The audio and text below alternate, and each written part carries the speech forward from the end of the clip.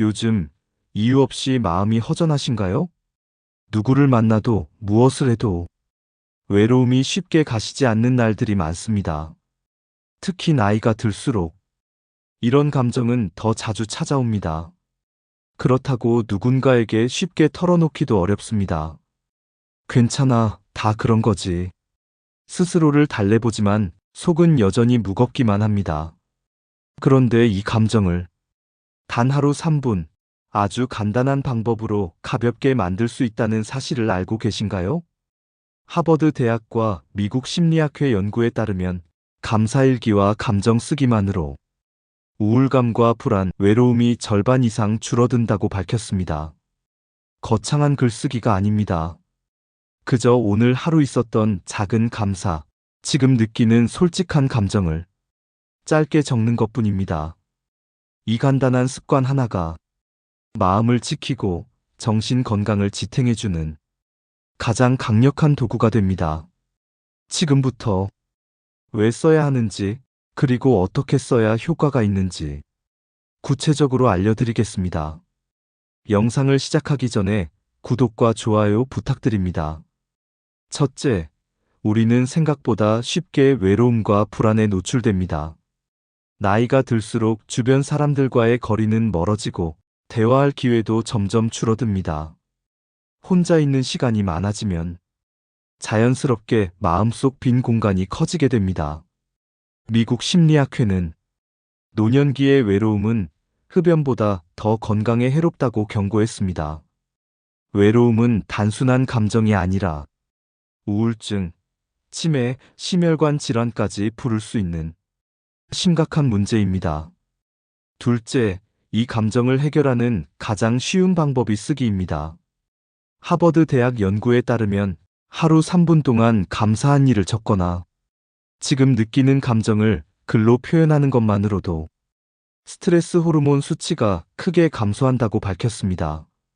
생각을 머릿속에만 담아두면 불안은 점점 커지지만 글로 꺼내 쓰는 순간 그 무게가 절반 이하로 줄어듭니다.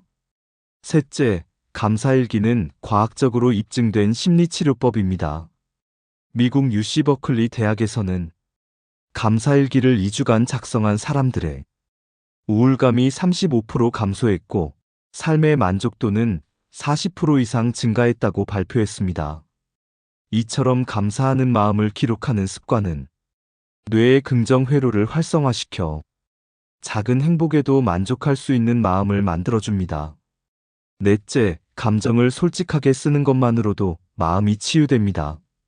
나는 오늘 왜 이렇게 기운이 없을까? 무슨 일이 있었던 걸까? 이렇게 스스로에게 질문하고 답을 적다 보면 막연한 불안이 정리되기 시작합니다. 펜실베이니아 대학 연구진은 감정을 글로 표현하는 것만으로 심리적 안정감이 50% 이상 향상된다고 밝혔습니다. 다섯째, 글쓰기는 나 자신과 대화하는 시간입니다. 누구에게도 말하지 못했던 속마음을 종이에 적는 순간 스스로를 이해하게 됩니다. 이 과정에서 억눌렸던 감정이 해소되고 마음이 가벼워집니다. 글은 잘 쓸 필요도 없고 누군가에게 보여줄 것도 아닙니다. 그저 솔직하게 오늘 느낀 것 한 줄이라도 적어보는 것이 중요합니다. 여섯째, 중요한 건 꾸준함입니다. 하루 3분, 처음엔 어색할 수 있습니다. 이게 무슨 효과가 있을까 싶지만 일주일, 2주일이 지나면 마음이 한결 가벼워진 걸 느끼게 됩니다. 특히 잠들기 전 쓰는 감사일기는 수면의 질을 높이고 다음날 아침을 긍정적인 마음으로 시작하게 도와줍니다. 일곱째, 쓰는 내용은 거창할 필요가 없습니다. 오늘 따뜻한 햇살이 좋았다. 친구의 전화가 고마웠다. 이런 사소한 것들이 결국 마음을 지탱하는 힘이 됩니다. 작은 감사와 솔직한 감정을 적다 보면 점점 더 긍정적인 시선을 갖게 됩니다. 여덟째, 손으로 직접 쓰는 것이 가장 효과적입니다. 스마트폰 메모보다는 노트와 펜을 사용하는 것이 뇌의 인지 기능을 더 자극하고 감정 정리에 도움이 됩니다. 일본 도호쿠 대학 연구에 따르면 손글씨로 일기를 쓴 그룹이 스트레스 해소와 기억력 유지에 더 높은 효과를 보였다고 합니다. 아홉째, 감사일기는 인간관계에도 긍정적인 변화를 줍니다. 감사하는 습관이 생기면 자연스럽게 타인에게도 따뜻한 시선을 가지게 됩니다. 이로 인해 대인 관계의 스트레스가 줄고 사람들과의 소통이 더 편안해집니다. 결국 외로움이 줄어드는 선순환이 시작됩니다. 열째, 이 작은 습관이 장기적으로 정신 건강을 지켜줍니다. 세계보건기구 WHO는 감정 표현과 감사 습관을 노년기 우울증과 치매 예방을 위한 핵심 생활 수칙으로 권장하고 있습니다. 단 3분의 글쓰기가 당신의 마음을 지키는 방패가 되어줄 수 있습니다. 결국 우리는 모두 외로움과 불안을 느낍니다. 하지만 그 감정을 어떻게 다루느냐에 따라 삶의 질은 크게 달라집니다. 쓰는 사람만이 마음을 다스릴 수 있습니다. 살다 보면 누구나 마음 한켠이 무거워지는 순간이 있습니다.